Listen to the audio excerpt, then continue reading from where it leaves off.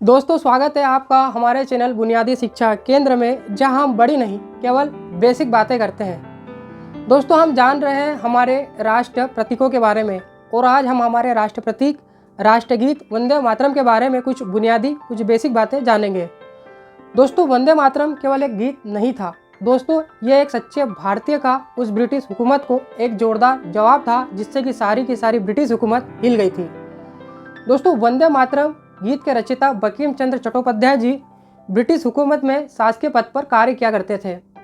उनके कार्यकाल के दौरान ब्रिटिश सरकार द्वारा एक तुगलकी फरमान जारी किया गया।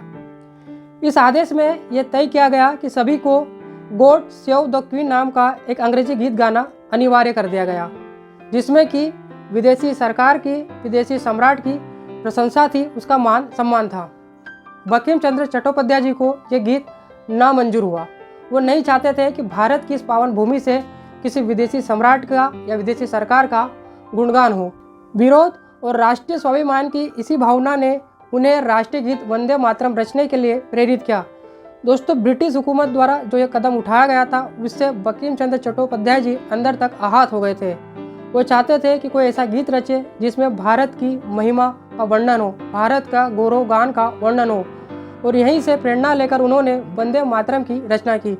7 नवंबर 1875 को उन्होंने वंदे मातरम गीत की रचना की, जो कि उनके सर्वप्रसिद्ध उपन्यास आनंद मठ में प्रकाशित हुआ। दोस्तों सर्वप्रथम साल 1896 में वंदे मातरम गीत अखिल भारतीय कांग्रेस के अधिवेशन कलकत्ता में गाया गया था। दोस्तों इस गीत को सुर और ताल देने का काम हमारे राष्ट्रीय गान के रचयिता श्री रविंद्रनाथ टैगोर ने किया है। दोस्तों बाद में इस गीत का अंग्रेजी अनुवाद अरविंद घोष जी ने किया, और इसका उर्दू अनुवाद आरिफ मोहम्मद खान ने किया। दोस्तों जो वंदे मातरम गीत है, इसमें जो वंदे शब्द है वो संस्कृत भाषा का शब्द है, और जो मातरम शब्द है वो इंडो यूरोपियन भाषा का शब्द है। इसका अर्थ होता है माँ मैं तेरी स्तुति करता हूँ, या माँ तुझे नमन। दोस्तों 24 जनवरी साल 1950 को वंदे मातरम गीत को राष्ट्रीय गीत के रूप में अपनाया गया। दोस्तों वंदे मातरम गीत का योगदान हमारे राष्ट्रीय ध्वज की यात्रा में भी रहा।